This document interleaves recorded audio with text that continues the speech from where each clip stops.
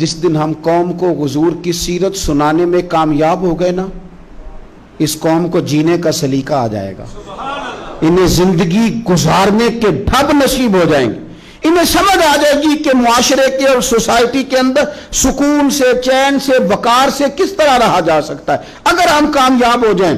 اس لیے حضور کی سیرت بیان کی جائے، اخلاق عالیہ کا تذکرہ کیا جائے، اوصاف جمیلہ بیان کیے جائے، فضائل شمائل سیرت کا ایک باب ایک تقریر میں بیان کیا جائے۔ اور حضور کے فضائل بیان کرنا کتنا اعزاز کا کام ہے۔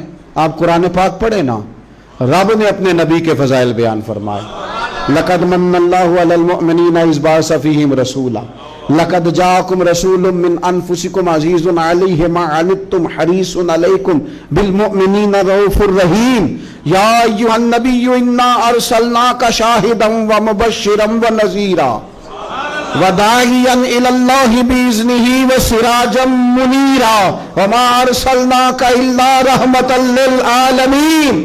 کہاں کہاں رب کریم نے اپنے محبوب کے فضائل بیان کیے، ان کو کھولا جائے، ان کو بیان کیا جائے، ان کی تفسیریں پڑھی جائیں، قوم کے دلوں میں، لوگوں کے دلوں میں حضور کی محبت بٹھائی جائے۔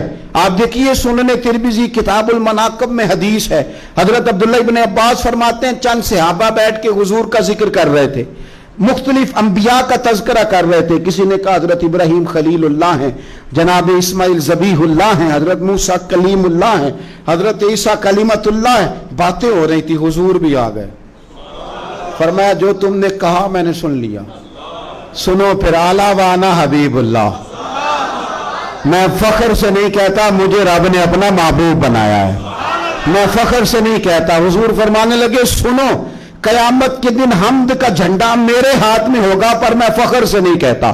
فرمایا قیامت کے دن سب سے پہلے میں شفاعت کروں گا اور میری شفاعت ہی قبول کی جائے گی، پر میں فخر کے ساتھ نہیں کہتا۔ فرمایا صبح قیامت سب سے پہلے جنت کا دروازہ میں کھٹکھٹاؤں گا اور میرے لیے ہی سب سے پہلے کھولا جائے گا، پر میں فخر کے ساتھ نہیں کہتا۔ رسول کریم صلی اللہ تعالی علیہ وسلم ارشاد فرمانے لگے فقیر غریب مومن قیامت کے دن میرے ساتھ جنت میں جائیں گے، پر میں فخر کے ساتھ نہیں کہتا۔ حضور فرمانے لگے پہلوں میں بھی اور پچھلوں میں بھی اللہ کی بارگاہ میں سب سے زیادہ اعزاز میرا ہوگا، پر میں فخر کے ساتھ نہیں کہتا۔ فاضل بریلوی کیا فرماتے ہیں؟ کہتے ہیں پیش حق مجدہ شفاعت کا سناتے جائیں گے، وہ آپ روتے جائیں گے، ہم کو ہنساتے جائیں گے، باغ جنت میں محمد مسکراتے جائیں گے صلی اللہ تعالی علیہ وسلم، باغ جنت میں محمد مسکراتے جائیں گے، پھول رحمت کے گریں گے، ہم اٹھاتے جائیں گے۔ اور کیا کسی نے خوب کہا خلد میں ہوگا ہمارا داخلہ اس شان سے، ہم یا رسول اللہ کا نعرہ لگاتے جائیں، یا رسول اللہ کا نعرہ لگاتے جائیں۔